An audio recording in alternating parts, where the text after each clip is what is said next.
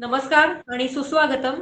सख्यांनो, घेऊ उंच भरारी पुष्प 15 मध्ये मी बेला गोळे आणि तांत्रिक व्यवस्थापक रागिणी बापट आपल्या सर्वांचे सहर्ष सदर लेखन, कथालेखन, अवांतर लेखन, निवेदन, निर्मिती, आयोजन, वक्तृत्व, अभिनय आणि शिक्षिका अशा अष्टपैलू व्यक्तिमत्वाची आहे आपली आजची सखी.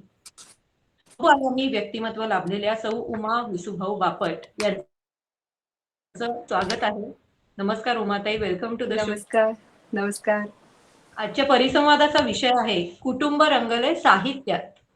म्हणजेच उमाताई भाषा, साहित्य, संस्कृती ह्याचा त्रिवेणी संगम करून बऱ्याच गोष्टींमध्ये त्यांनी अनेक क्षेत्रात कामं केलेली आहेत. त्यामुळे उमाताईंचा हा सगळा प्रवास ऐकताना आपल्याला खूप मजा येईल. उमाताईंनी MA विथ हिंदी करून 16 वर्ष शिक्षण क्षेत्रामध्ये काम केलं आहे. अनेक दैनिक वृत्तपत्रांमधून स्तंभलेखन, अनेक कार्यक्रमांचं आयोजन, निर्मिती, सादरीकरण या क्षेत्रात भरीव कामगिरी केली आहे. इयत्ता 5वीच्या मराठी भाषा पुस्तकांसाठी निमंत्रित तज्ज्ञ म्हणूनही त्या कार्यरत होत्या.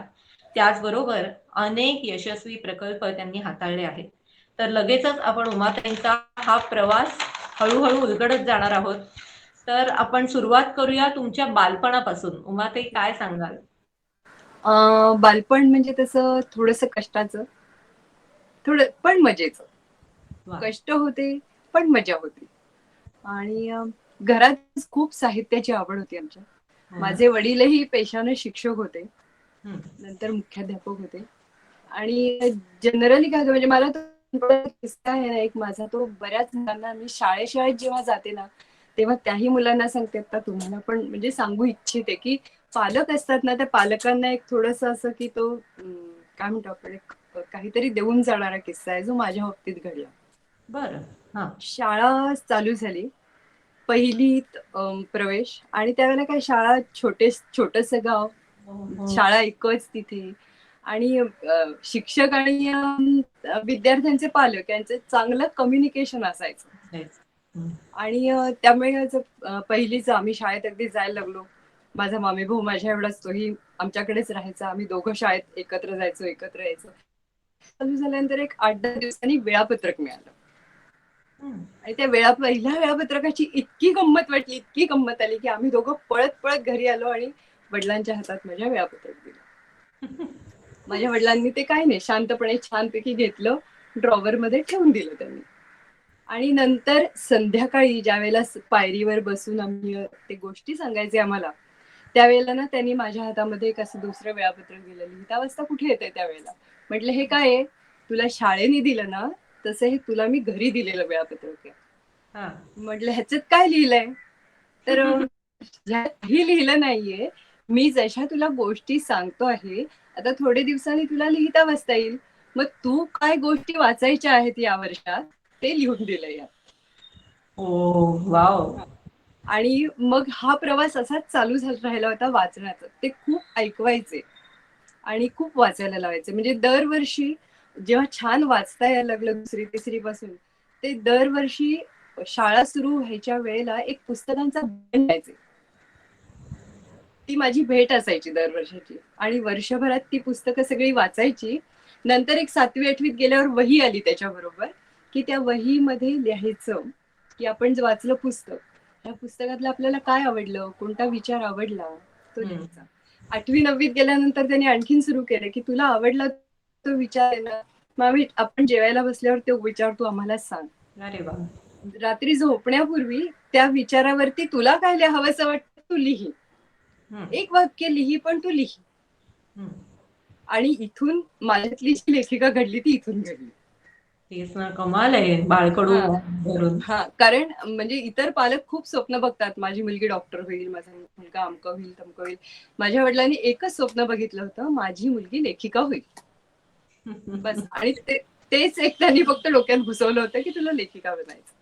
कमाल आहे खरंच. कारण लेखकाच्या लेखणीमध्ये भरपूर ताकद असते आणि त्याने सगळ्या गोष्टी अचीव होऊ शकतात याच्यावर विश्वास जे प्रिन्सिपल होते त्यामुळे मुळातच त्यांना शिक्षणाबद्दलची आस्था. हा, आणि मुळात खूप छान, म्हणजे त्यांचं बालपण सगळं खार कांदिवली ह्या भागात गेलं, आणि आपले वसंत सबनीस वगैरे हे सगळे त्यांचे शेजार शेजार त्यांचा बरं बरं. त्यांच्या संपर्कात गेलं, त्यामुळे त्यांना खूप साहित्याची जाण होती, साहित्याची आवडही होती. नाही, खूपच छान. म्हणजे तुम्ही शिक्षिका होतात त्यामुळे एकंदरच तुम्ही शिक्षण प्रसारक मंडळाच्या कॉन्टॅक्टमध्ये असणं किंवा त्या रिलेटेड तुमच्या डोक्यामध्ये काहीतरी आयडियाज, विद्यार्थ्यांना काय सांगायचं, त्यांचं वागणं कसं आहे, ह्या सगळ्याचा तुम्ही अभ्यास केलेला असणार एवढ्या वर्षामध्ये. आणि अभ्यासाचे 10 धडे, मुद्द्यावरून गोष्ट यावर 4 पुस्तकं तुमची प्रकाशित झाली. म्हणजे हो. लेखिका म्हणून तुम्ही अगदी जो शिरपेच खोचलेला आहे तुमच्या मुकुटामध्ये. तर ह्या लेखनाविषयी तुमची आस्था दिसून येते. तर एकंदर त्यामागची संकल्पना काय होती? म्हणजे विषय काय घ्यावेत? कसं वाटलं हे लिहावं हा, ही पुस्तकं?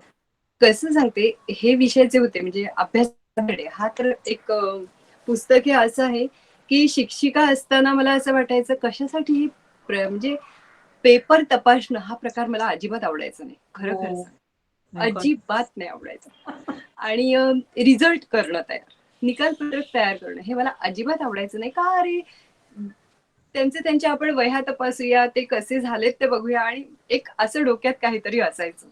हं, हं, हं. अर्थात हे त्या आपल्या शिक्षण प्रक्रियेच्या विरुद्ध आहे ते सगळं.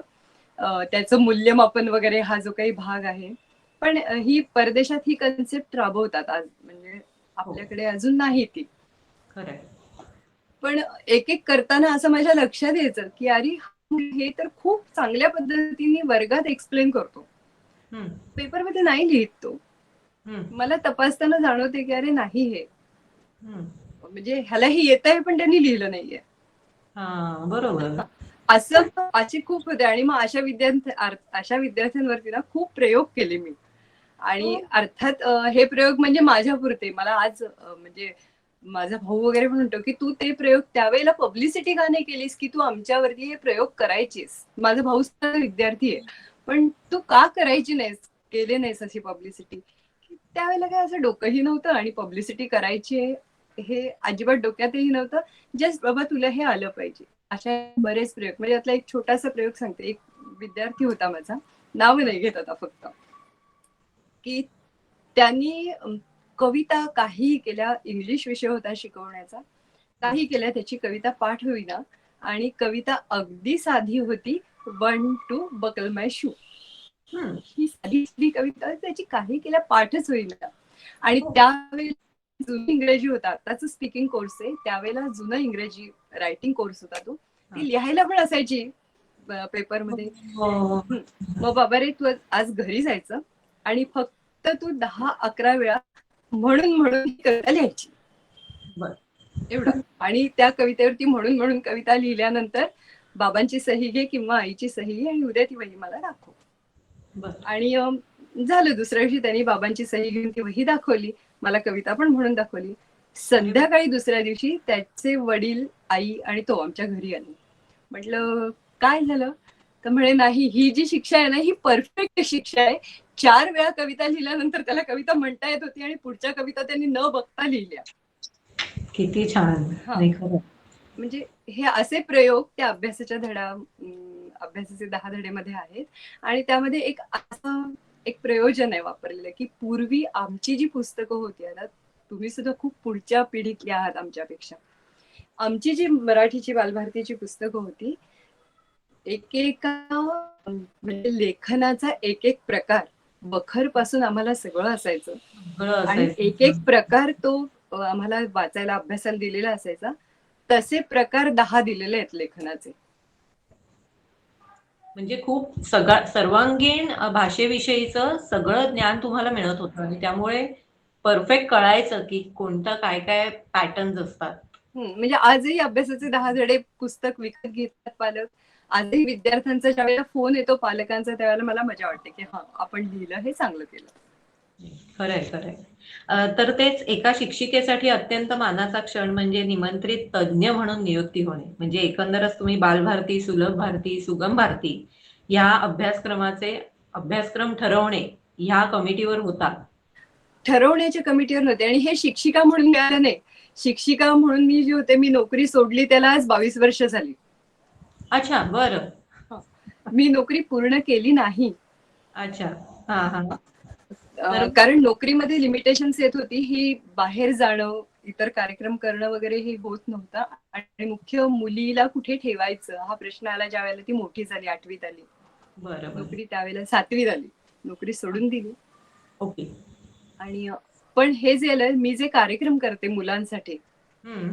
कथाकथनाचे, हम्म. किंवा मी आणि विसुभो मिळून जो ओंकार काव्य दर्शन कार्यक्रम करतो मुलांसाठी, या कार्यक्रमाचा परिणाम होऊन मला तिथे बालभारतीत बोलवलं होतं. ओ हो, अरे वा. बरोबर. आणि ते म्हणजे निमंत्रित तज्ञ, ते काम बघून त्यांना काहीतरी हा, स्फूर्ती मिळाली, तुमच्याकडनं काहीतरी चांगलं मिळेल. आणि म्हणून ते निमंत्रित तज्ञ म्हणून बोलवलं होतं मला. समितीवर नव्हते मी, तज्ञ म्हणून बालभारतीनं मला निमंत्रित केलं होतं. अभ्यासक्रम होता, तो अभ्यासक्रम तयार झालेलं पुस्तक, निवड झालेले धडे ते व्यवस्थित वाचायचे. त्याच्यामध्ये काही करेक्शन्स असतील तर ती करायची. एखादं जर समजा काही असेल त्यामध्ये असं आक्षेपार्ह सेन्सॉर करणं, तर ते करायचं त्या पद्धतीने. पण ते काम करायला खूप मजा आली. मी वर्षभर तिथे जात होते, काम करायला खूप आवडलं मला ते. बरं बरं. किती म्हणजे वर्षभराचं तुम्ही 5वीच्या पुस्तकामधनं? 5वीची 3 पुस्तकं, पण पूर्ण वर्षभर तिथे जात होते. त्यानंतरही जात होते. सगळी ई बुक्स केली. बालभारतीची 66 सालापासूनची सगळी जी पुस्तकं होती, 65 पासूनची, ती सगळी ई बुक्स केली. ती आपल्या शालेय शिक्षण मंत्री त्यावेळेला विनोद पटे होते, त्यांच्या हस्ते ती लोकार्पण केली.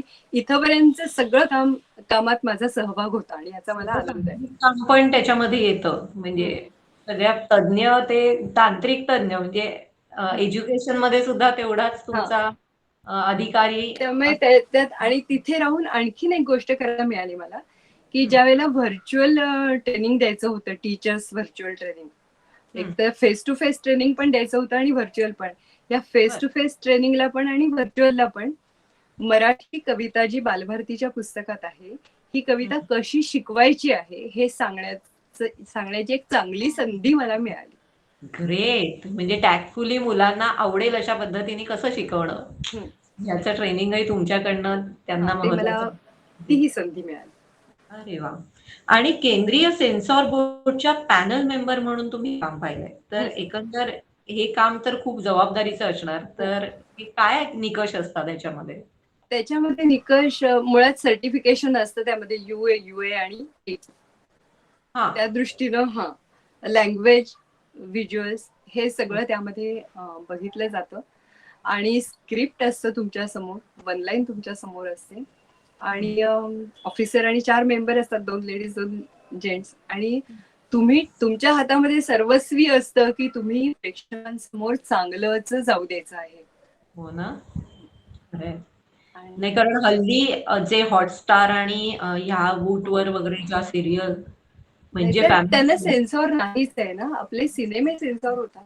आणि तुम्हाला धन्यवाद की तुमच्यामुळे आम्ही नॉर्मल मूवीज फॅमिली बरोबर बघू शकतो, म्हणजे जे सेन्सॉर बोर्डवर पॅनल मेंबर आहेत. सेन्सॉर बोर्डवर जेवढे मेंबर्स आहेत ना, तेवढ्या सगळ्यांना ते धन्यवाद. कारण सगळे इतके छान स्ट्रिक्ट असतात ना, की हे नाही म्हणजे नाही. म्हणजे एखाद्या ह्याच्यामध्ये जर असं झालं की 2 मेंबर म्हणतात की हे राहू दे आणि 2 म्हणतात की हे नको, अशा वेळेला तो सिनेमा पुन्हा त्याची कमिटी लावली जाते, त्याला RC म्हणतात, रिवायझिंग कमिटी. ती पुन्हा लावली जाते आणि मग त्यामध्ये 12 जण असतात. अच्छा. स्वतः चेअरमन पण बसतात आणि मग ठरवलं जाते ते योग्य आहे की अयोग्य. आणि अयोग्य असेल तर घेतलं जात नाही.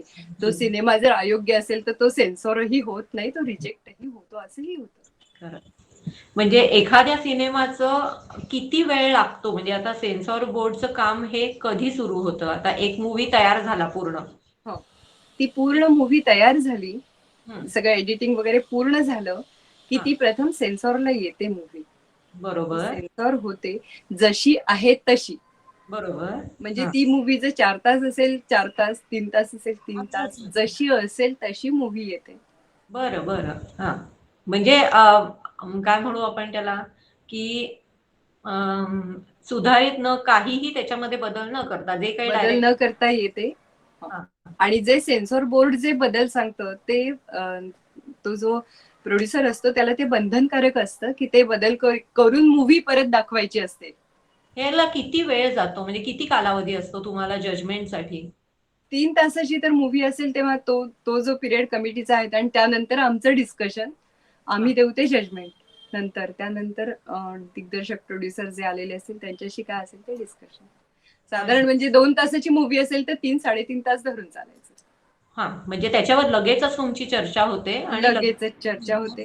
होतो. म्हणजे मग कधी होतं त्यांना की आम्ही म्हणतो नाही नाही हे युए साठीच योग्य आहे फिल्म, त्यांना यू हवा असतो की ऑल मीडिया त्यांना दाखवायचा असतो. मग नाही बाबा हे यू हवंय, मग हे काढून टाक. बरोबर. अशा काही आर्ग्युमेंट्स होतात, मग ते तिथे चालू राहतात. नाही, खरंय खरंय. आणि तुमचं बेस असा आहे ना की साहित्यावर कमांड हा तुमचा बेस. का तर तुम्ही हिंदीमध्ये एम.ए. केलं, नंतर शिकवलात इंग्लिश विषय, आणि आता तुम्ही मराठीमधले सगळे कार्यक्रम म्हणा, लेखन, आयोजन. मराठी तर सुरुवातीपासून आहे, हो. म्हणजे निवेदन हा भाग मी कॉलेजला असल्यापासून करते. ओके. म्हणजे ती मुळातच तुम्हाला आवड आहे आणि त्यामध्ये गती पण आहे, म्हणून तुम्हाला ते क्षेत्र फारच कम्फर्टेबल पडलं. तर एकंदर तुमचा त्याच कार्यक्रमाकडे येते मी, की रंग उत्सवांचे हा लोककाव्यावर आधारित तुमचा जो कार्यक्रम आहे त्याची लेखन, निर्मिती आणि सादरीकरण हे तुम्ही करता, तर ह्याची एक झलक आम्हाला बघायला मिळेल का? हा मिळेल, पण फक्त मी हा कार्यक्रम थोडस सांगण्यापूर्वी मी एक त्याच्या बेस सांगू इच्छिते हा. की कसं आहे, बायका हे करू शकतात. म्हणजे काय मीच काय हे केलं, काय ग्रुप खूप ग्रेट नाही केलं हे, बायका हे करू शकतात. ओके. काय होतं, आपल्या मैत्रिणी असतात, हा. आपण जॉबलेस आहोत. आता तुम्हाला जॉब असेल कदाचित, मला माहिती नाही, पण ज्यांना जॉब नाही अशा बायका आहेत. मैत्रिणी मैत्रिणी दुपारच्या भेटतात, मुलांना शाळेत सोडलं की कुठेतरी फिरायला जातात, सिनेमाला जातात, हे करतात. किंवा म्हणजे त्यावेळेला मी जे बघितलं होतं, माझ्या मैत्रिणी पर्टिक्युलर ज्या होत्या, हा. तुमचा उमाताई आवाज आणि व्हिडिओ गेला तुमचा.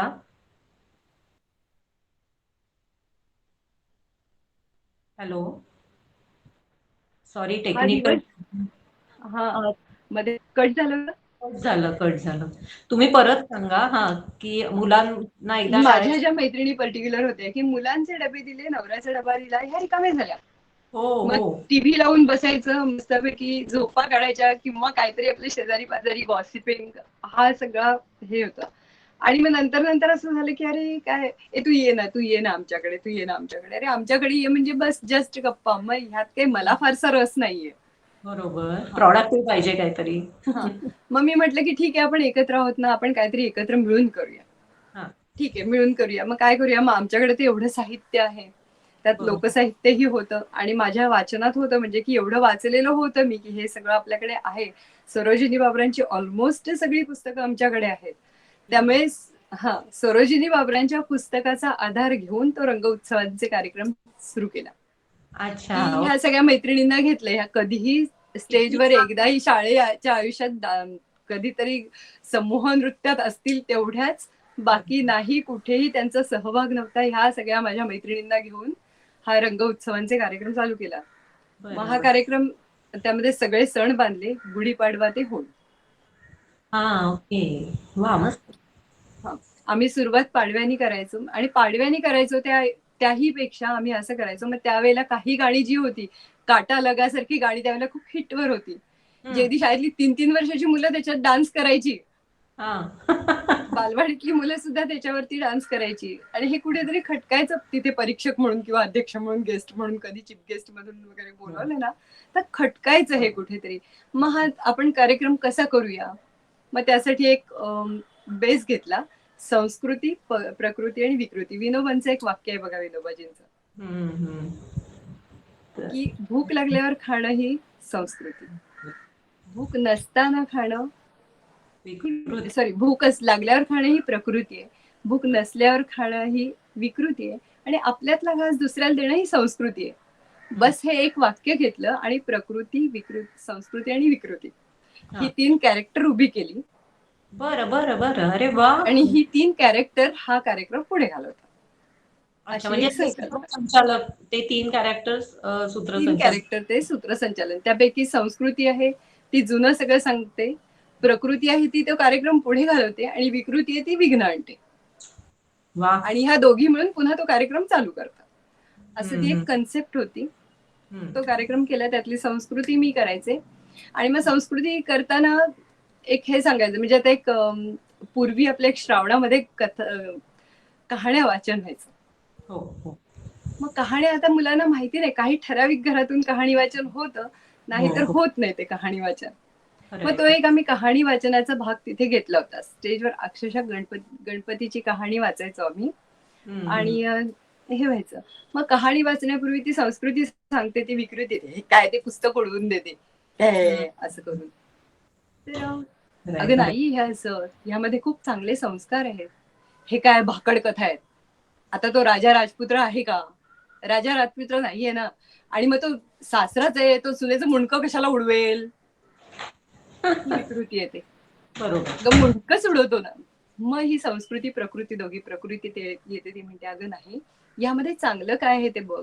मग ती संस्कृती म्हणते हे बघ, तुला ते नाही न पटत आहे, मग तू तिकडे कोपऱ्यात उभी राहा आणि ही कहाणी आहे.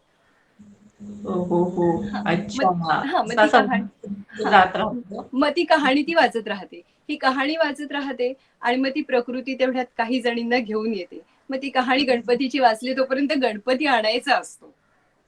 गणपती घेऊन येतात, गणपतीची पूजा आरती वगैरे सगळं करतात. आणि मग ती विकृती जी आहे, ती विकृतीला आम्ही ड्रेस दिला होता, ती ऑलरेडी काळ्या ह्याच्यावर असायची, पण त्यावेळेला ती एक चेंज करून यायची, त्याच्यावरती ती व्हाईट शेला घेऊन यायची, आणि ती पण मग त्या आरतीमध्ये सामील व्हायची. की आपण समाज बदलू शकतो आणि आपण समाज बदलायचा, ह्या त्याच्या मागची कन्सेप्ट. मेन प्रबोधन, त्याच्यातून प्रबोधन झालं पाहिजे लोकांना. म्हणजे आम्ही असंही त्यामध्ये असंही एक आहे की पूर्वी जसे सण साजरे होत होते तसे आता नाही होऊ शकत. आम्हाला माहितीये ना, मी पण नाही करू शकत तसे सण साजरे, पण आपण पर्याय तर देऊ शकतो. पर्याय करूया. हे खूपच छान संकल्पना. किती वेळाचा कार्यक्रम असतो हा? कार्यक्रम 2.5 तासाचा आहे. बापरे, म्हणजे लेखन पासनं सगळं तुमच्या, म्हणजे तुम्हीच केलं. आणि किती कलाकार होते ह्याच्यामध्ये? यामध्ये एकूण 40 होते, पण ते कॅरेक्टर्स कट कारण हा 40 जणांचा ताफा सगळा बायकांचा सांभाळायचा. हो. आणि त्यांना बाहेर यायचं, त्यांच्यातले वादविवाद मिटवायचे. त्यापेक्षा बेटर आहे मी कमी केलं, मग त्या 16 जणींवर आणलंय. आणि त्या 16 जणी आणि 2 वादक. अरे वा, मस्त. ह्याच्यामध्ये कार्यक्रम टीव्हीवर पण झाला होता ना तुमचा? टीव्हीवर ह्याचे काही भाग, म्हणजे ह्यातला भोंडल्यातला भाग झाला, मंगळागौरीतला भाग झाला, ह्यातले असे छोटे छोटे, गुढीपाडव्याचा एक भाग झाला. बरोबर, त्यातले काही ठराविक पीसेस. नाही, खूपच छान. तसाच खेळूया भोंडला या कार्यक्रमाचा उगम कसा झाला? भोंडला आमच्या लहानपणी व्हायचा, 16 दिवस व्हायचा. तुमचाही होत असेल? आमचाही होत होता. आणि 16 दिवस भोंडला, आणि 16 दिवस 16 किरापती. हो. आणि 16व्या दिवशी 16च्या 16 किरापती. आणि खूप ती भोंडल्याची मजाच वेगळी होती. आत्ताच्या मुलींना नाही. आणि भोंडला करायचा कसाही कन्सेप्ट, म्हणजे माझ्या मुलीचा मी भोंडला करत होते, आणि ती जेव्हा 2 काहीतरी झालं, भोंडल्याची गॅप पडली, आणि ती 9वीत असताना ती माझी आई, आता परत 10वीचं वर्ष, मग कॉलेज सुरू होणार, मग भोंडला नाही होणार, यंदा भोंडला करूया. म्हटलं ठीक आहे, करूया. म्हणून तिच्या मैत्रिणींना बोलवलं, माझ्या मैत्रिणी सगळ्यांना भोंडल्याला बोलवलं मी. अरे गाणी कुणालाच येत नाहीत. ठीक आहे, मी आहे ना गाणी म्हणायला. मग ती भोंडल्याची गाणी, मग भोंडला का करायचा असतो ते सांगून गाणी म्हटली. आणि हे सगळं म्हटल्यानंतर, सगळं झाल्यानंतर, माझी एक तिथे मैत्रीण होती, ती म्हणाली की अगं, हे म्हणे तू सांगतेस ना, हे कोणाला माहिती पण नाहीये, आणि भोंडल्याची गाणी पण येत नाहीत, तू ही सगळं लिहून काढ, आपण याचं पुस्तक करूया. आणि मग ते पुस्तक केलं, स्त्रियांचा भावविश्व उलगडणारा हादगा भोंडला म्हणून. छान जातं ते पुस्तक. आणि मग तो कार्यक्रम ह्याच माझ्या होत्याच मैत्रिणी, 16 जणी, त्यांना घेऊनच तो भोंडल्याचा कार्यक्रम पण केला, वेगळा कार्यक्रम. त्याचं स्वतंत्र व्याख्यान पण मी देते की भोंडल्यामध्ये आपल्या स्त्रियांचं भावविश्व कसं उलगडलं गेलंय. खरंय, ते महत्वाचं आहे ऍक्च्युली. म्हणजे हे पुस्तक कोणत्या नावाने आहे तुमचं? स्त्रियांचं भावविश्व उलगडणारा हादगा भोंडला पुस्तक दाखवते, असं पुस्तक आहे. ओके. नाही, खूपच महत्वाचं आहे, कारण हल्लीच्या मुलींना पण हम्म. भोंडला खेळायला आवडणार. माझी मुलीचं पण मी केला. आता ती 9वीत आहे. तर ती हम्म. अजून आठवण काढते. साधारण एक 6वी-7वी पर्यंत केला. नंतर तो हम्म. नाही, आता पॅन्डेमिकमुळे आपला बंद झाला. 2 वर्ष झाली. बंदच झालं, हो ना. तिला आठवत आहे आई त्या वस्तू ओळखायच्या, मग काय खाऊ कोणी आणला असेल. ती त्यांना मजा अजूनही आठवते. तर ह्या हम्म. पुस्तकाने पण खूप आणि बदल. हा कार्यक्रम मी करते आता. आम्ही जिथे राहतो या सोसायटीमध्ये भोंडला वगैरे गरबा आहे ना, नवरात्र आलं की गरबा एवढंच माहितीये. दांडिया, हा. हा. आणि एक वर्ष असं झालं होतं की तो भोंडल्याचा कार्यक्रम सलग 3 वर्ष एबीपी माझा झी 24 तास वरती माझा होत होता. मग दाखवत इथली होते. ती इथली मुलं आली की काकी हे काय तुम्ही करता. हो हो हो, वाव. म्हटलं अरे हा भोंडलाय, मग आपल्या इथे पण नवरात्रात तुम्ही करा. म्हटलं मी करणार म्हणजे मी माझ्या मैत्रिणींना नाही आणणार, तुमच्या सगळ्यांच्या आई बहिणी सगळ्यांना खाली यायला सांगा, मी शिकवते कसा खेळायचा, आपण करायचा भोंडला. आणि मग तेव्हा फक्त आमच्या सोसायटीतल्याच बायका, एक काहीतरी 50-60 बायका आमच्या सोसायटीतल्या, त्यांची प्रॅक्टिस एक 2-3 दिवस रात्री 11 वाजले की यायच्या बोलवायला मला, चला खाली, सगळ्या कामं उरकून यायच्या व्यवस्थित, अरे वा. प्रॅक्टिस करायच्या. आणि प्रत्यक्ष भोंडल्याचा दिवस जेव्हा आला ना, त्यावेळेला अशी परिस्थिती आली की रस्त्यावर ट्रॅफिक थांबवायला पोलीस बोलवून 2 बाजूला लावून अरे आम्हाला रस्त्यावरती, म्हणजे चौक आहे असं आमच्या इथे, म्हणजे 4 रस्ते आहेत, त्या 4 रस्त्याच्या त्या मधल्या ह्याच्यात सर्कल करून आम्हाला भोंडला घ्यावा लागला. आसपासच्या सगळ्या बिल्डिंग मधल्या बायका खाली उतरलेल्या होत्या. बापरे, म्हणजे लोकांना हे हवंय, पण रेडी संस्कृती. कॅप्सूल तुम्ही द्या, मग आम्ही घेतो. खरंय, असं आहे. खरंय. म्हणजे तुम्ही शैक्षणिक वाटचाल तर तुमची आहेच, त्याप्रमाणे सांस्कृतिक वारसाही तुम्ही जपता आहात. सामाजिक कार्य तुमचं आहे, म्हणजे सेन्सॉर बोर्डवर काम करणं म्हणा, किंवा बालभारती आणि ह्याविषयीचं तुमचं काम. तर अशा जवळ-जवळ तुम्ही प्रत्येक क्षेत्रामध्ये तुम्ही दिसून येत आहे, की प्रत्येक टप्प्यावर आपण जसं पुढे जातोय. आता मला आठवत आहे, की तुम्ही लोकमान्य एक युगपुरुष इथे एक म्हणजे ऍक्ट्रेस म्हणून छोटासा सुद्धा काम केलं. छोटा छोटासा रोल, हां, छोटासा हां. इंट्रोडक्टरी रोल, छोटासा. ते पण कसं झालं होतं, त्यात माझा भाचा होता अंगद म्हस्कर, हां. आणि सुरुवातीचं कॅरेक्टर होतं करायचं, अगदीच म्हणजे एक 10 मिनिटाचा रोल आहे. तर हं. तर म्हणे, मामी अगं काय हे मी सांगू का तू करशील म्हणून. अगं बाई! म्हटलं सांग, वेळ होता मला, हां, सांग. हां. केलं इतकंच झालं ते, बाकी काही नाही. पण तो एक वेगळा कॅमेरा फेस करणं आणि ते सुद्धा हा एखादा रोल म्हणजे दिलेलं तेवढं परफॉर्म करणं आणि ते सुद्धा विदाऊट प्रेक्षक. हा म्हणजे नुसता कॅमेरा असतो. तर तो हा एक तो वेगळा एक वेगळा तुम्ही. अनुभव आहे. तसं अगदी फार पूर्वी, म्हणजे मी हे असताना, म्हणजे अगदी सुरुवातीला कॉलेजला वगैरे असताना, एक आवाम नावाचा सिनेमा आला होता, ह्याचा, हां. एनसीपीचा. त्याच्यामध्ये एक छोटासा रोल केला होता. बरं, नंतर बरं. एक हेडमास्टर की कहाणी म्हणून महेश मांजरेकरांची एक series होती, त्याच्यामध्ये एक छोटासा रोल केला होता. असं थोडं थोडं छोटं छोटं, पण ते असं छोटं छोटंच, म्हणजे तिथे मी जाऊन रमेन का, हा माझ्या पुढे मोठा प्रश्नचिन्ह आहे. त्यामुळे मी हो, हा खरंय, खरंय. त्यापेक्षा तुम्हाला लाईव्ह, कारण हा तुमचं ऍक्च्युली तुमचं कथाकथनाचे म्हणजे शर्यत रे आपुलीकडे मी येते आता, हम्म, की ह्या मालिकेचं संहिता लेखन तुम्ही केलं आहे. हम्म. तर एकंदर ही संकल्पना आणि यासाठी कसं काय सुचली तुम्हाला ही आयडिया? हे कसं झालं होतं सांगते. शर्यत आहे आपली या कवितांची संपूर्ण रियालिटी शो होता कवितांचा. बरं. हां, म्हणजे त्यावेळेला सारेगम वगैरे हे सगळे रियालिटी शो, किंवा डान्स इंडिया डान्स वगैरे, हे रियालिटी शो चालू होते.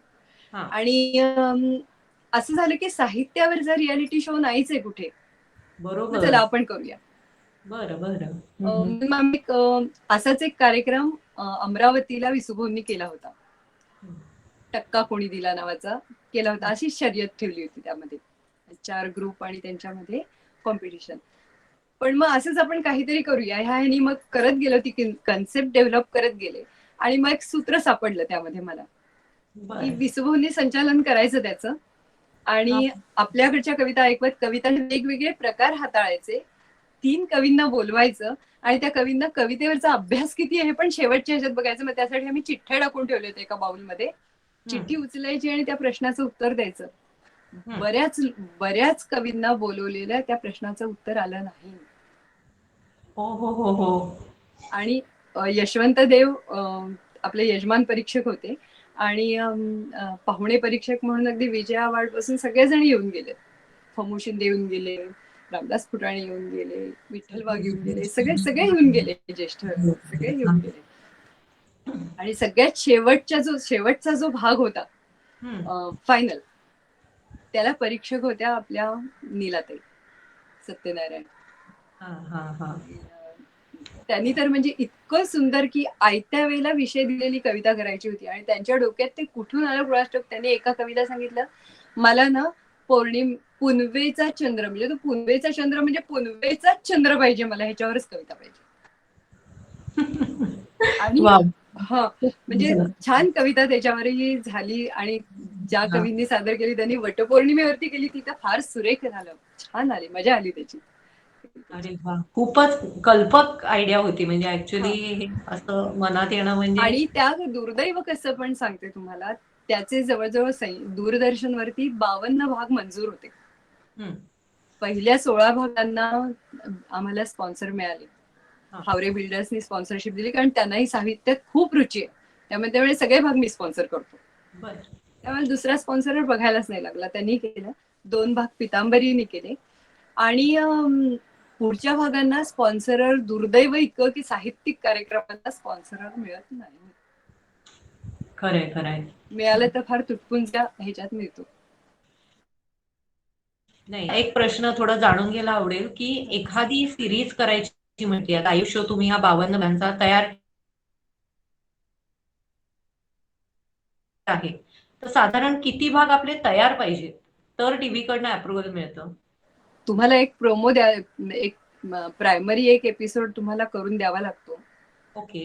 तो एपिसोड तुमचं सँक्शन करून येईपर्यंत तुम्हाला किती भाग करायचे, तुमचं पेपरवर्क रेडी राहायला लागतं. तुम्हाला जे आर्टिस्ट घ्यायचे त्यांच्याशी निदान तुम्ही बोलून कन्फर्मेशन घेऊन ठेवायला लागतं की हे आलं आपलं मंजूर होऊन तर आपल्याला हे करायचं आहे, हे एवढ्या मानधनात करायचं आहे, हे सगळं करून ठेवायला लागतं. हे पेपरवर्क कम्प्लीट लागतं. अच्छा, बरोबर. म्हणजे तेवढं ग्राउंड वर्क तुमचं रेडी पाहिजे. आणि तुम्ही एकदा स्टुडिओ बुक केला की निदान तुमचे 4-5 एपिसोड तर झालेच पाहिजेत, नाही तर मग तुम्हाला परवडतच नाही. ओके. खरंच, कारण ह्या सगळ्या आतल्या गोष्टी आहेत, ह्या आम्हाला अजिबातच पब्लिकला माहिती नसतात. म्हणून तुमच्या निमित्ताने आज हे माहिती झालं की एकंदर ती सिस्टीम असते, त्याला व्यवस्थित प्लॅनिंग लागतं त्याच्या मागे. म्हणजे मी नेहमी सेन्सॉरला ज्या वेळेला होते ना, त्यावेळेला मी नेहमी लोकांना म्हणायची की काय बंडल सिनेमा बनवलाय असं म्हणून आपण बाजूला होतो, पण तसं नाही. तो सिनेमा एक कलाकृती म्हणून पहा तुम्ही, कारण त्याच्या मागे किती कष्ट आहेत, किती जणांचे, ते लक्षात घ्यायचं. ती नावं येतात ना जेव्हा, श्रेय नामावली बघायची फक्त, किती लोक इन्व्हॉल्ड आहे त्याच्यामध्ये आणि एवढं, आणि अक्षरशः त्यात डोकं घालून बसलेले असतात सगळी ही मंडळी. ध्यानी मनी तेच असतं आणि आपण त्याला वाईट म्हणून बाजूला होऊ नये असं मला नेहमी, म्हणजे आजही वाटतं. नाही, खरंय. तर एवढे विविध प्रकल्प करताना तुम्हाला ऑफकोर्स मॅनेजमेंट हा पण एक गुण तुमच्यामध्ये असावा लागतो. तर त्या प्रत्येक बाईत असतो. असं नाहीये, प्रत्येक जण नाहीच करत तर नाहीयेत ना. म्हणजे जर प्रत्येकीला शक्य असेल तरी सुद्धा एक तुमचा सल्ला म्हणून तुम्ही काय सांगाल? काय नाही, मी तर नेहमी हेच सांगते की म्हणजे मॅनेजमेंटची जी पुस्तकं आहेत MBA ची, त्याच्यात तो पहिला धडा आहे, त्याच्यामध्ये हाऊसवाईफला शी इज गुड आयडियल मॅनेजर म्हटलेलं आहे. ते आहे, बरोबर आहे.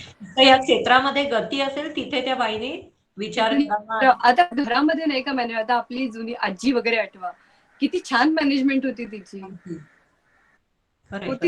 ज्या घरात असतात त्या घरातली मॅनेजमेंट छान करत असतात. आपण बाहेर जातो, आपण मॅनेजमेंट छान आपली सांभाळत असतो. माझं फक्त एकच, म्हणजे या नवीन मुली येत नाही, फक्त एक छोटीशी गोष्ट मी नेहमीच सांगते की अरे तुम्ही स्वयंपाकाला बाई ठेवाल, ठीक आहे बाई ठेवा, पण तिला काय करायचं आणि कसं करायचं हे सांगता येणे इतपत स्वयंपाक तरी शिका. मला तरी यायला पाहिजे, बरोबर आहे. हे एक महत्वाची गोष्ट आहे. काही झालं तरी तुम्हाला स्वयंपाक हा आलाच पाहिजे करायला. असं नाहीये की तुम्ही रोज पुरणपोळी आणि गोडाधोडाचं करून खा, रोजचा स्वयंपाक. बरोबर, रोजचं पोट भरण्या इतकं स्वयंपाकाचं नॉलेज असायला, मसाले आणि सगळं माहिती म्हणजे काय करायचं हे सांगायला तर आलं पाहिजे. बरोबर.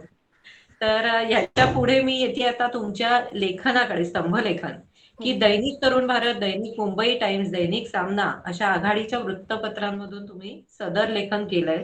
तर साधारण तुमचे विषय काय आवडतात तुम्हाला लिहायला? आणि एकंदर तिथेही माझा हाच प्रश्न आहे की कमिट करताना किती दिवसांचं मी लिहीन आणि मग ते किती दिवसाचं तुमच्याकडे रेडी असतं? साधारण सांगू का, आपल्याला जो कॉलम मिळतो तो वर्षभरासाठीच देतात, म्हणजे ओके. जानेवारी टू डिसेंबर असा असतो. बरं. हा. आणि कधी कधी काय होतं, समोरून विषय सांगितला जातो की ह्या विषयावरती तुम्ही आम्हाला लिहून द्या. म्हणजे ते आपल्यावर विश्वास दाखवतात की हा विषय आपण लिहू शकू, मग तो आपण छान लिहिला पाहिजे, एवढी माझी भावना असते. हो. काही ठिकाणी सांगतात तुम्ही एक लिहायचे, तुम्ही लिहा. बर. मग अशा वेळेला आपल्याला विषय निवडायचा असतो. आता ज्या वेळेला मी लोकसत्तेत लिहित होते, लोकसत्ता विदर्भ रंगमध्ये, त्यावेळेला त्यांनी सांगितलं होतं मला, पर्टिक्युलर सांगितलं होतं की उमाताई, आपल्याला जुन्या कविता ज्या विस्मृतीत गेलेल्या आहेत या कवितेवरती तुमच्याकडनं लिहून हवंय. बरं, मग आता मग एक तुम्ही लिहायला किती देणार? तर म्हणे साधारणपणे तुमचा कॉलम जो असेल तो हा पाव पान कॉलम तुमचा आहे. म्हणजे या पाव पानामध्ये फक्त काय कविताच द्यायची का? नाही द्यायची. मग ही कविता देताना काहीतरी तर असलं पाहिजे आपल्याकडे. म्हणून मग मी एक सूत्र बांधलं त्याचं, की आताच्या मुलांना जे नवीन आहे सूत्र, की पणजीचं सहस्त्रचंद्र दर्शन करायचंय. पणजीकडे आपण गेलेलोच नाहीये, कारण ती खूप खेडेगावात राहते. मग आपल्याला खेडेगावात मुंबई सोडून, पुण्यासारखं शहर सोडून, अशी मोठी शहरं सोडून, किंवा एक त्यातलं कुटुंब जे दाखवलं ते बाहेर दाखवलं, परदेशात दाखवलं, की त्यांना तर नाहीच आवडत यायला इथे खेडेगावामध्ये, नकोच वाटते त्यांना इंडियात यायला. मग त्या पणजीच्या सहस्त्रचंद्र दर्शनाला सगळे आई वडील, म्हणजे तिची मुलं आणि नातवंड, ही आग्रह करतात त्यांना, नाही आपल्याला जायचंच आहे. आणि सगळेजण तिथे जातात. आणि मग पहिल्याच भागात जी धमाल घडते की एकमेकांना ओळखतच नाहीयेत नातेवाईक. आपली ही भावंड आहेत हे कोणाला माहितीच नाहीये. खरंय, बरोबर. हा पहिला भाग घेतला लिहायला, आणि त्याच्यामध्ये छोटी कविता जुनी टाकली. म्हणजे मग पणजीच्या तोंडी जुनं टाकलं, खोटं कधी बोलू नये खरं वगैरे, ही जी जुनी होती ना, कुणासंगे भांडू नये वगैरे, ही जी कविता ती पणजी म्हणते देवासमोर दिवा लावताना, मस्त तुळशी समोर दिवा लावताना ती म्हणते. तर ती पतवंड आली, नातवंड आली, की नातवंड सांगतात आम्ही कधी कधी हे ऐकलंय आजीकडून, ते म्हणतात आम्हाला माहितीच नाही. मग मुलं सांगतात की अरे हे तर आम्ही लहानपणी आम्ही हे म्हणायचोच. आणि तिथून तो भाग सुरू केला आणि सगळ्या विस्मृतीतल्या कविता आणि विस्मृतीतली स्तोत्र त्याच्यामध्ये आणली. किती इंटरेस्टिंग केलं. म्हणजे सुरुवात तेवढी इंटरेस्टिंग झाल्यावर पुढचं आता उद्या काय ऐकायला मिळेल, वाचायला मिळेल. त्यामुळे ते आणलं. म्हणजे मध्यंतरीचं त्या वर्षी असं झालं होतं, इलेक्शन्स लागली आणि सगळे हे लेख बीक बंद झाले, पण त्या संपादकांचा फोन आला, हे सगळं बंद झालं तरी आपलं चालू राहणार आहे. Wow, great. म्हटलं हे यश आपलं. आणि आता अलीकडे मी गेले होते एका शाळेमध्ये कार्यक्रम करायला, माध्यमिक शाळा 12वी पर्यंतचे वर्ग होते, आणि त्यांनी कार्यक्रम झाल्यानंतर त्यांनी आमच्या समोर एक पुस्तिका आणून ठेवली. म्हणजे ह्या पुस्तिकेचं उद्घाटन तुम्ही करा. म्हटलं का नाही, तुम्ही करा म्हणे उद्घाटन फक्त. मग ती रिबिन काढली, हे उघडलं तर ती सगळी कात्रणं त्यांनी चिकटवून चिकटवही केली होती त्याची. क्या बात है, वा, मस्त, एकदम अनएक्सपेक्टेड, एकदम सरप्राईज होता तुमच्यासाठी खरंच. मग हे असं वाटतं की हा, मग हे लिहायला पाहिजे, हे मुलांना हवंय. हो, खरंय. तुम्ही मुलांसाठी विवेकानंद आणि साने गुरुजींच्या गोष्टींचं पण गोष्टी सांगता तुम्ही. तर हे आणि साहित्यिक कार्यक्रमाचं निवेदनही तुम्ही केलेलं आहे. तर ह्या दोन्ही बद्दल सांगाल का, की विवेकानंद आणि साने गुरुजींच्या? विवेकानंद आणि साने गुरुजी तर म्हणजे माझे आवडते दोघं जण आहेत लेखक. कारण म्हणजे हा बौद्धिक खाऊ आहे मुलांसाठी. आणि काय होतं सांगते, आई वडील आता दोघंही नोकरी करतात, ते इतके बिझी आहेत, त्यांचा दोष नाहीये की ते मुलांना गोष्टी सांगत नाही, त्यांचा दोष नाहीये. आणि एकत्र कुटुंब नाहीये की आजी गोष्टी सांगेल. खरं. मग त्यांच्यासमोर व्हिडिओ हा ऑप्शन नाही, की लॅपटॉप दिला जातो, लॅपटॉपवर गोष्टी लावून दिल्या जातात वगैरे, पण त्या गोष्टी सुद्धा प्रॉपर नाही जात असं जाणवलं ज्यावेळेला मला ना, त्यावेळेला मग ओंकार काव्य दर्शन आमचा जो कार्यक्रम आहे, त्या कार्यक्रमामध्ये मी गोष्टी सांगायला सुरुवात केली. मग त्या गोष्टी आधी मी सुरुवातीला सांगत होते ना, त्या गोष्टी मी स्वतः लिहिलेल्या गोष्टी सांगत होते मुलांसाठी. बरोबर. हा. त्यानंतर मग म्हटलं की नाही, हे सांगायला पाहिजेत या गोष्टी पण. ओके. मग विवेकानंद, सावरकर, साने गुरुजी त्यामध्ये, आणि त्या गोष्टी, आणि त्या मुलांना इतक्या आवडतात गोष्टी. म्हणजे त्याचंही मी तुम्हाला एक सांगायला आहे ना वेळ आपल्याकडे, तर मी सांगते. आहे ना. एक अनुभव असा होता, एक गोष्ट मी त्यांना अशी सैनिकाची गोष्ट सांगितली की काहीतरी त्यांना देऊन जायचं म्हणून एक सैनिकाची गोष्ट सांगितली. ती सैनिकाची गोष्ट, आदिवासी आश्रम शाळा होती, ती सैनिकाची गोष्ट सांगितली. त्या मुलांनी इतकी शांतपणे ऐकतात आणि मुलांना आवडते. आणि मुलं इतक्या त्यांच्या होतात, मुलं रडतात, हसतात, सगळं काही करतात गोष्टी ऐकतात.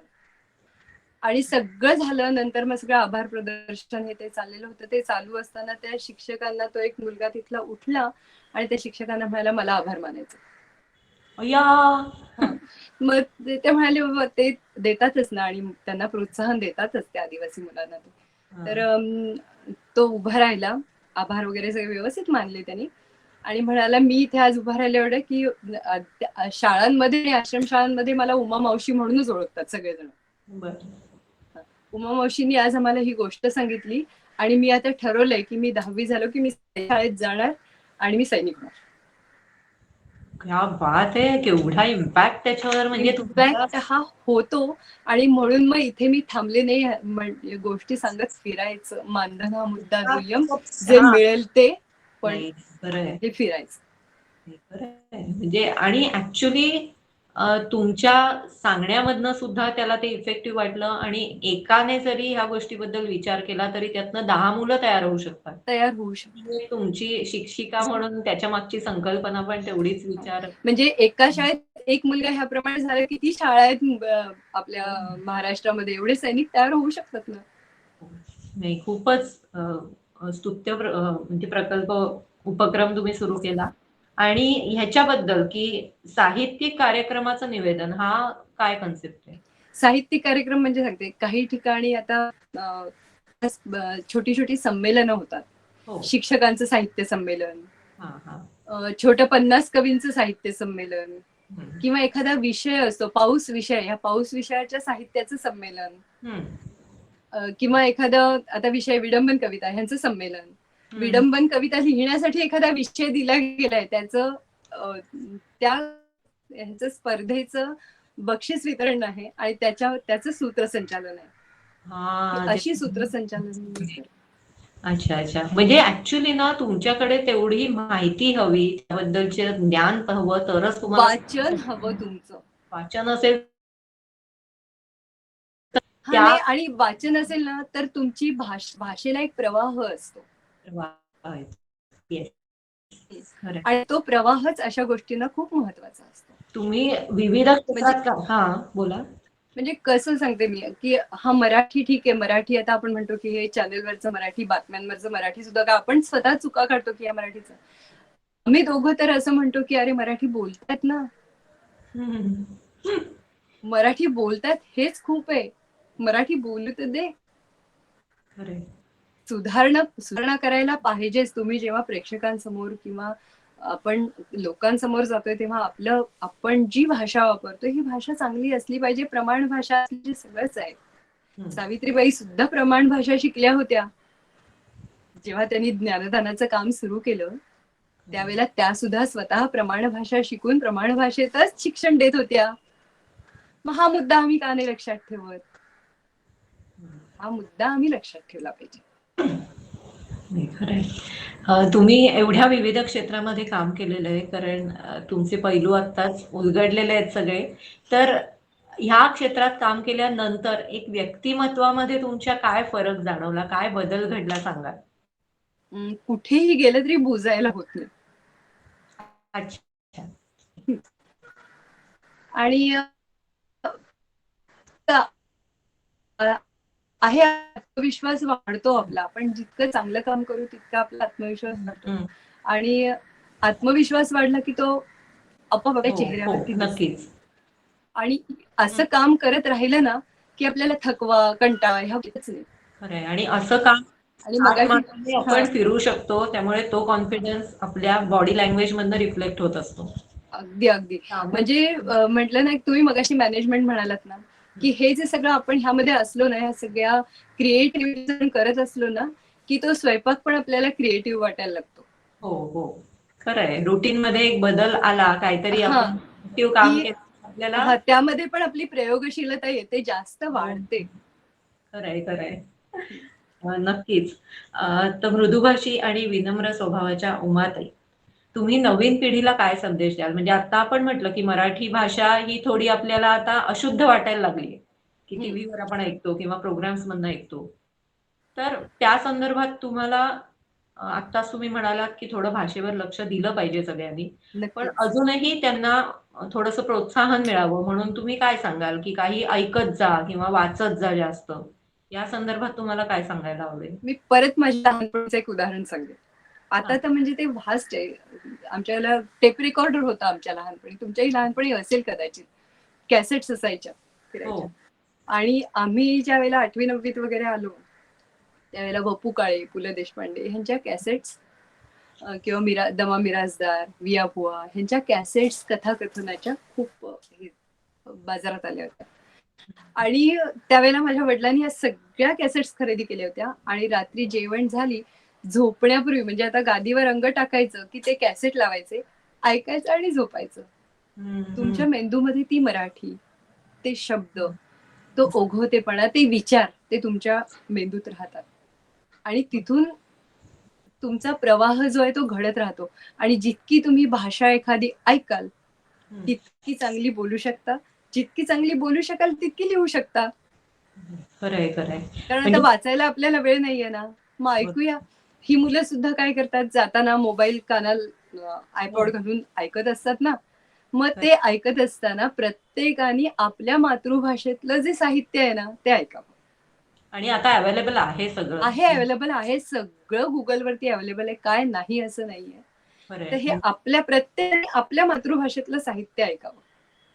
खरंय, खरंय. आणि आणि कितीही काही झालं, आपण कितीही सुधारलो, आपली मुलं इंग्लिश मीडियम मध्ये जाऊ देत, सीबीएसई ला जाऊ देत, आयजी बोर्डला जाऊ दे, कुठल्याही बोर्डला जाऊ दे, घरी आपल्याकडे आपल्या मुलांनी आईला आईचं म्हणावं, बाबांना बाबाचं म्हणावं, आजोबांना आजोबा म्हणा, आबा म्हणा, काही म्हणा, पण आजी आजोबांना आजी आजोबाच म्हणावं. खरंय, खरंय. म्हणजे एकंदर ह्याची ही संस्कृती आपली जपली, की आपोआप भाषेचं वेटेज वाढतं. आणि एक साहित्याची जाण असण्यासाठी साहित्य सहवासात राहणं पण खूप गरजेचं आहे या खूप गरजेचं. पिढीला.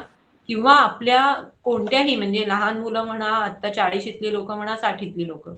त्या सगळ्यांना एक कुठेतरी आपला जिव्हाळा वाटतो आपल्या भाषेविषयी. नक्कीच. त्यामुळे सगळ्यांमध्ये समन्वय चांगला राखायला हवा. आपली मातृभाषा ही तिथे काम करते.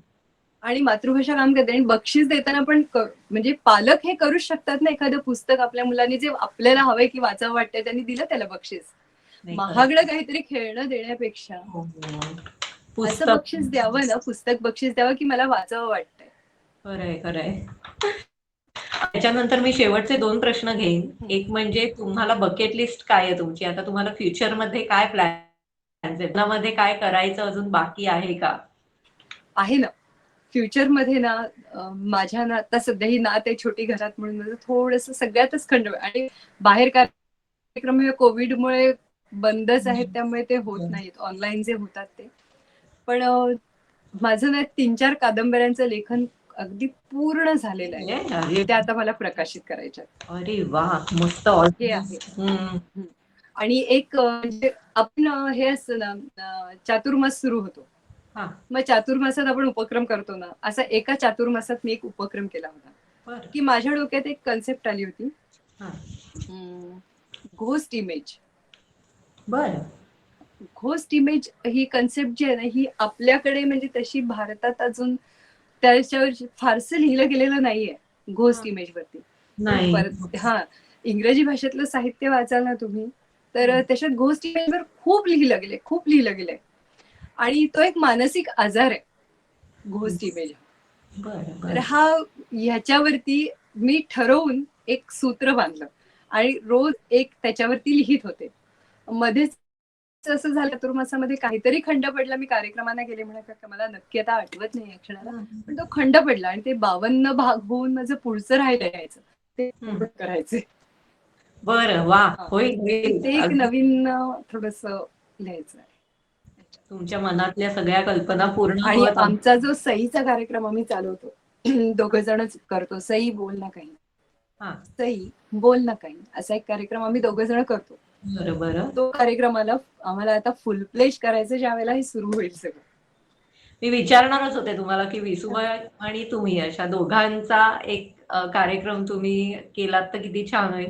आम्हाला नक्की बघायला आवडेल. हो, आता थिएटर्स मध्ये वगैरे सुरू होईलच सगळं आपलं रुटीन, त्यामुळे नक्की बघायला येऊ आम्ही. कार्यक्रम चांगलाच असेल कारण आम्ही दोघं मिळून तो एक कार्यक्रम करतो आणि एक शब्दांच्या पलीकडले म्हणून कार्यक्रम करतो. वेळ किती आपल्याला? नाही, आपल्याकडे आहेत अजून 10-15 मिनिटं. एक शब्दांच्या पलीकडले म्हणून कार्यक्रम करतो. आता त्या कार्यक्रमाची छोटीशी गंमत सांगते तुम्हाला. फक्त तुमच्यात नवरा बायकोच्यात भांडणं होतात? नाही. छोटी तर होतात, होत नाही तशी होतात ना. आमच्यात होतात तर तुमच्यात का नाही होतात? सगळ्यांच्यातच होतात ती. आणि ती म्हणजे आपण म्हणतो ती छोटीशी असतात भांडणं, बरोबर, ती व्हायलाच हवी. अशा ह्या भांडणांचे किंवा जे आपलं मला आवडतं त्यांना आवडत नाही, पण त्यामध्ये त्या विरोधाभासात जी संसारात गंमत येते, ही गंमत आणि त्याच्यात कविता, गमतीशीर कविता गुंफून एक शब्दांच्या पलीकडले नावाचा एक कार्यक्रम आम्ही म्हणजे एक छोटस सांगते उदाहरण. आम्हाला त्याच्यामध्ये एक सीन असा आहे, द्विपात्री करतो आम्ही तो.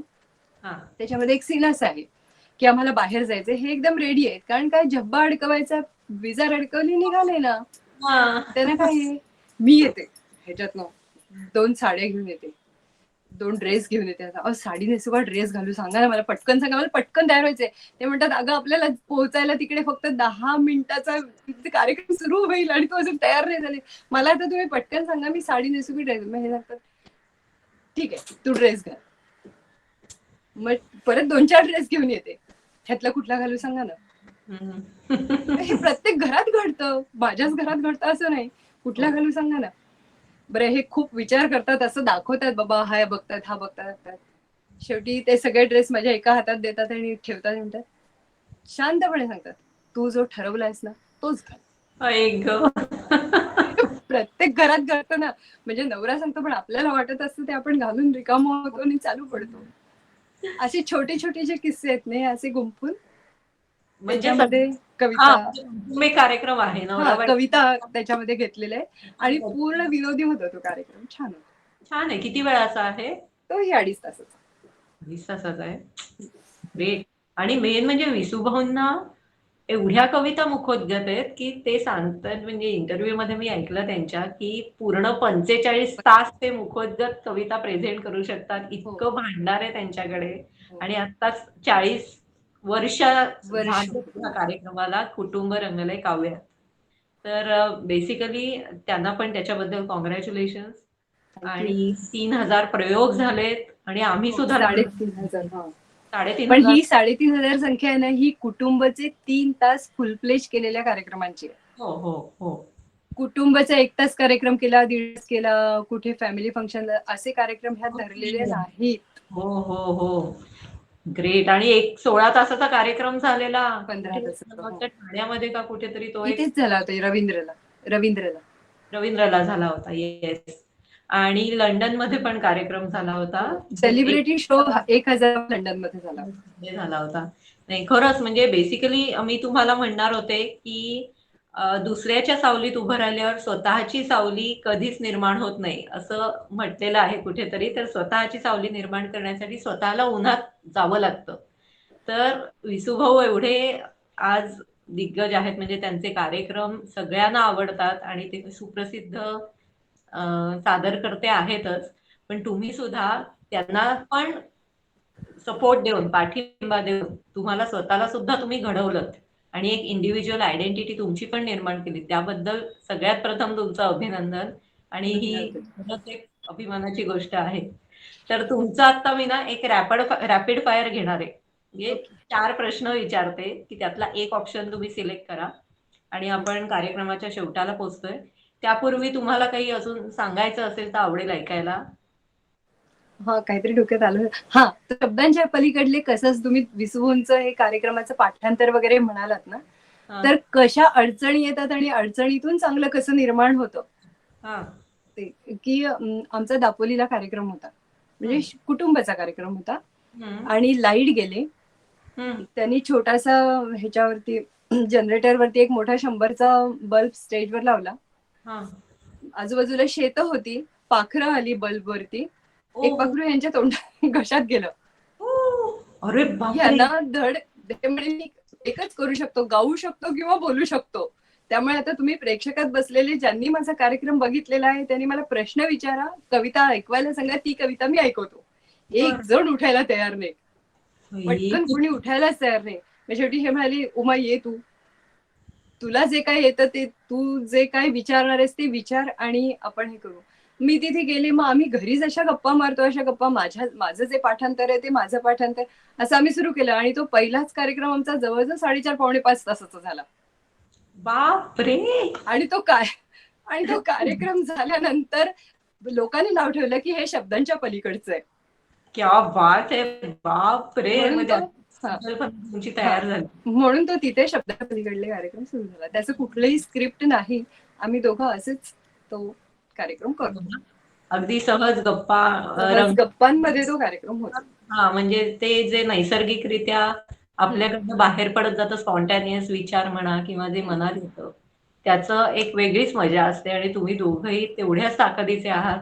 तर आज तुम्ही आलायत तर तुमच्या एकंदर सगळ्या प्रवासामधले तुम्हाला एक 4 ऑप्शन्स देते. तर अगदी मनाच्या जवळचा पर्याय तुम्ही सांगाल. अगदी. रॅपिड फायरचा पहिला प्रश्न आहे, कथाकथन की कथा लेखन? खरं तर दोन्ही. स्वतः लिहिलेल्या कथांचं कथाकथन. बरं बरं, ओके, छान. शिक्षिका की अभिनेत्री? प्रत्येक शिक्षक अभिनेत्री दडलेलीच असते. आयोजन की निर्मिती? आयोजकाला निर्मितीचे सगळे सगळे सगळे निर्मितीचे खाचाखोचा जोपर्यंत माहिती नसतात तोपर्यंत तो चांगल्या कार्यक्रमाचं आयोजन करू शकत नाही. ओ हो, अच्छा. आणि म्हणजे निर्मात्याला निर्मात्याला जोपर्यंत आयोजनातल्या गोष्टी माहिती असतात तोपर्यंत चांगला निर्माता नाही होऊ शकत. नाही, खरं आहे. म्हणजे हे सगळे हातात हात घालून जाणारे क्षेत्र आहेत. त्यामुळे प्रत्येक गोष्टीचं ज्ञान, प्रत्येक क्षेत्राबद्दलची तेवढी माहिती असावीच लागते. ग्रेट. आणि दोन्ही कार्यक्रमांपैकी खेळूया भोंडला की रंग उत्सवांचे? रंग उत्सवांचेच अपत्य खेळूया म्हणला. हा, ते आहे बरोबर. हो, दोन्ही. ते दोन्ही याच्या दोन बाजू आहेत त्या, म्हणजे. नाही, खूपच छान. तर बेसिकली आपले प्रश्न उत्तर संपली आहेत. आपल्या गप्पांचा आता शेवट आलेला आहे. तर अशा चतुरस्र व्यक्तिमत्वाच्या सखीबरोबर आज खूप छान गप्पा झाल्या. आणि या असामान्य व्यक्तिमत्वाच्या उमाताईंनी आज आपल्याशी एक सखी बनून गप्पा मारल्या, त्याबद्दल उमाताई तुमचे धन्यवाद. आपल्या प्रेक्षकांचे पण. आणि माझे तुमचे आभार मानायचे अशासाठी की संक्रांत आहे, संक्रमणाच्या शुभेच्छा मी तुम्हाला दिल्या नाही. ह्या संक्रमणाच्या शुभेच्छा. आणि तुमच्या निमित्तानं आज काळी साडी नेसून मला बसायला मिळालं नटून, हो. त्यामुळे त्याही बद्दल धन्यवाद. नाही, खरंय. आपलं हे व्हर्च्युअल हळदी कुंकूच झालं, म्हणजे वाण तुमच्याकडून आम्हाला वाण मिळालेलं आहे की एवढं छान मुलाखत ऐकायला मिळाली. नाही, एवढी एक चांगली मैत्रीण मिळाली ना मला, हे काय कमी कमी छोटं वाण आहे काही. नाही नाही. तर आजच्या या सखीला परत एकदा मी नमस्कार करते आणि तुमच्या सगळ्या स्वप्नांना गती मिळू दे, स्वप्न पूर्ण होऊ देत अशी देवाजवळ प्रार्थना करते. आणि आजचा एपिसोड आपण इथेच थांबवतोय. पुन्हा भेटू पुढच्या पुष्पामध्ये. तोपर्यंत आनंदी राहा, स्वतःची काळजी घ्या आणि उंच भरारीची स्वप्न बघत राहा. धन्यवाद. शुभरात्री. धन्यवाद. शुभरात्री.